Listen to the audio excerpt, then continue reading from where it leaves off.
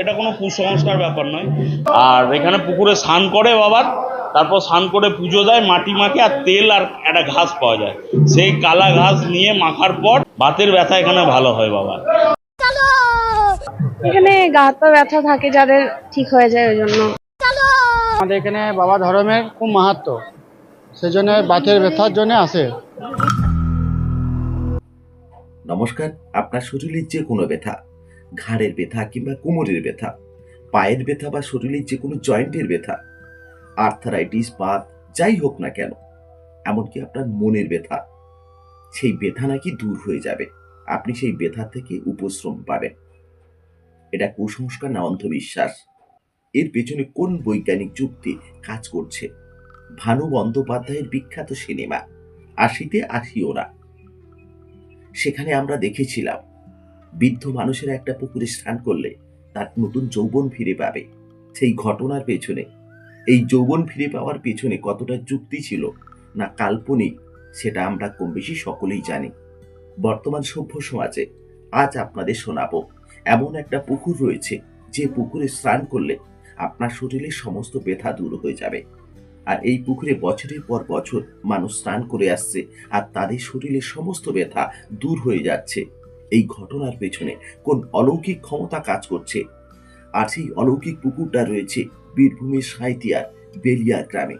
বেলিয়া গ্রামে রয়েছে ধর্মরাজ মন্দির, আর ঠিক মন্দিরের পেছনে গোদাই পুকুর, যে পুকুরে স্নান করলে আপনার শরীরের সমস্ত ব্যথা দূর হয়ে যাবে। আপনাকে স্নান করার পর পুকুর পাড়ের মাটি গায়ে মাখতে হবে, আপনাকে জড়িবুটি তেল দেওয়া হবে, আর দেওয়া হবে কালো ঘাস। সেটা ব্যবহার করলে আপনার শরীরের ব্যথা সমস্ত দূর হয়ে যাবে, আপনি ব্যথা থেকে উপশম পাবেন। আর এই ব্যাপারে মন্দিরের সেবায়ত রাজ ভট্টাচার্য যে কথা জানালো সেটা শোনাবো আপনাদের। অনেকে এটাকে ভাবে কুসংস্কার নানা রকম ভাবে, কিন্তু এটা কোনো কুসংস্কার ব্যাপার নয়।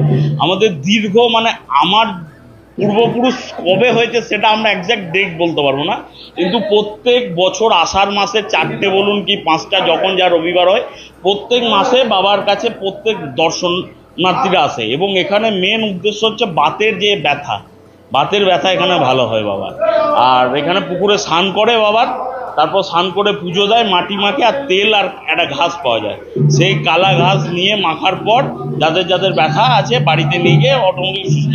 বহু মানুষ এখান থেকে উপকৃত হয়েছে। বাবার একটা বিশাল মহিমা আছে, যেটা সবাই বাবার ভক্তরা এইভাবে আসে প্রত্যেক আষাঢ়ের 4টে রবিবার। বাইরে থেকে অনেক আসে, বহরমপুর, মুর্শিদাবাদ, আসানসোল, কলকাতা, তারপর পার্শ্ববর্তী যত ওয়েস্ট বেঙ্গল, এবং বাইরে থেকেও আসে, বিহার, উড়িষ্যা, বাকি আপনার ঝাড়খণ্ড, এদিক থেকেও যাত্রীরা। কারণ এটা স্বপ্ন প্রদত্ত হয়েছিল, একজন বাবার তো এরকম মন্দির টন্দির ছিল না, ওই সাইডে একটা বাবার একটা ছোট্ট ছিল, সেখানে এক যাত্রী একদিন এসছিলেন, একজন ভিক্ষুক এসছিলেন, যে তার পায়ের শরীরে ব্যথা নিয়ে সে আর যেতে পারেনি, রাত্রে এখানে সে ঘুমিয়েছিল, তার পরের দিন পুরো ব্যথা ভালো হয়েছিল এবং স্বপ্ন প্রদত্ত হয়েছিল।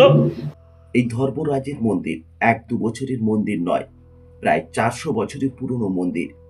এখানে লক্ষ লক্ষ ভক্ত এসে উপস্থিত হয় তাদের ব্যথা নিবারণের জন্য। বিশেষ করে প্রতি বছর আষাঢ় মাসের রবিবারে লক্ষ লক্ষ মানুষ এখানে জমায়েত হয়, আর তখনই বীরভূমের এই বেলিয়া গ্রাম মহান উৎসবে পরিণত হয়। মানুষ তার বিশ্বাস নিয়ে এখানে উপস্থিত হন। এ ব্যাপারে স্থানীয় এক ভদ্র মহিলা সুপ্রীতি বিশ্বাস যে কথা শোনালো সেটা শোনাবো আপনাদের। এখানে গা হাত পা ব্যথা থাকে যাদের, ঠিক হয়ে যায় ওই জন্য আসে। এসছি আমোদপুর থেকে, আসছে পুরন্দপুর থেকে আসে, লাভপুর থেকে আসে, আর দূরে দূরে থেকেও মানুষ আসে। বিশ্বাসে মেলায় বস্তু, তর্কে বহুদূর। এ ব্যাপারে আমরা আরো দুজন মানুষের সঙ্গে কথা বলেছিলাম। তারা হলেন বিমলা মণ্ডল ও রাজু বাবু। তারা ঠিক কি বলেছে সেটাও শোনাবো আপনাদের, চলুন। মাজা কনকন করতো, ট্যাং কনকন করতো, হাত কনকন করতো, যন্ত্রণায় থাকতে পারতাম না। হ্যাঁ, আমি আর একবার এসেছিলাম, এবার আমি আবার এসেছি মানসিক দিতে এসেছি, আমি এবার মানসিক দিতে এসেছি। এখানে বহু দূর দূরান্ত থেকে মানুষ আসে। আমাদের এখানে ধর্মরাজের সৎপুরুষের ব্যাপার। এবার আমাদের এখানে বাবা ধর্মের খুব মাহাত্ম্য, সেই জন্য বাতের ব্যথার জন্য আসে। আর আমরা ভোজ সুন্দরী সমনসূত্র ওষুধ বিক্রি করছি। আমাদের এই ওষুধ বহুত দূর থেকে আসে। সত্যি ভাবতে কি অবাক লাগছে না? একটা পুকুরে স্নান করলে আপনার শরীরে ঘাড়ের ব্যথা, কোমরের ব্যথা, পায়ের ব্যথা সমস্ত কিছু ভালো হয়ে যাবে। এমন কি অলৌকিক ক্ষমতা রয়েছে সেই পুকুরের?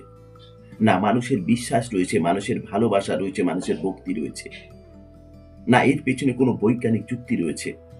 বীরভূমের বেলিয়া গ্রামের গোদাই পুকুরে স্নান করে সত্যিকারে যদি মানুষের সমস্ত ব্যথা দূর হয়ে যাবে, তাহলে সাধারণ মানুষকে কেন ব্যথার ওষুধ খেতে হবে, ব্যথার জন্য হসপিটালে নার্সিংহোমে যেতে হবে? আর যে মানুষগুলো এই ব্যথার কথা বলছে, সেই মানুষগুলো কি কোনোদিন ডাক্তারের কাছে যায় না ব্যথা নিয়ে? যে অন্ধ ভক্তেরা বলছে গোদাই পুকুরে স্নান করে তাদের শরীরে কোনো ব্যথা নেই, তারা উপশ্রম পেয়েছে, সেই মানুষগুলো কি কোনোদিন হসপিটালে যায়নি, নার্সিংহোমে যায়নি, ব্যথার ওষুধ খায়নি?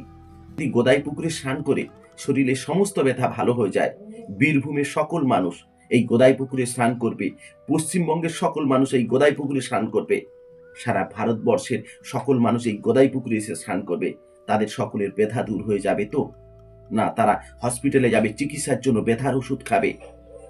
গোদাই পুকুরে যদি সত্যিকারে ব্যথা ভালো হয়ে যায়, তাহলে চিকিৎসা বিজ্ঞানের এত রিসার্চ, এত গবেষণা কিসের জন্য? এত কোটি কোটি টাকা কেন খরচ হবে? মানুষ কেন ব্যথা যন্ত্রণা নিয়ে অথর্ব হয়ে যায়, পঙ্গু হয়ে যায়? এমন বহু মানুষ রয়েছে যারা এই ব্যথা যন্ত্রণা সহ্য করতে পারে না, মৃত্যুকে বেছে নেয়। বর্তমানে এই একবিংশ শতাব্দীতে পুকুরে স্নান করলে যদি সত্যিকারে ব্যথা ভালো হয়ে যায়, আপনারাই বলুন এর পেছনে বৈজ্ঞানিক কোন সত্য লুকিয়ে রয়েছে, না কোনো অলৌকিক ঘটনা রয়েছে? এটা মানুষের অন্ধবিশ্বাস না কুসংস্কার? আর সেটাই যদি হয়ে থাকে, এই পুকুরে সকলেই স্নান করবে, কোনো ডাক্তারের প্রয়োজন নেই, কোনো হসপিটালের প্রয়োজন নেই।